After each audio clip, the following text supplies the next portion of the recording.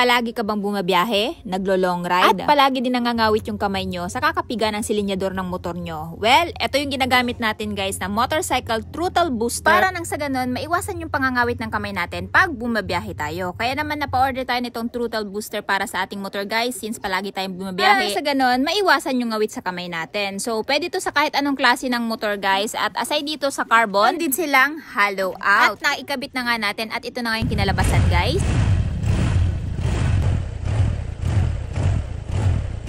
O, diba? Nice and easy na lang yung pagmamaneho natin. Kaya naman guys, habang available pa to at gusto nyo ding itry to sa mga motor ninyo, ilalagay ko na lamang yung link nito dyan sa yellow basket.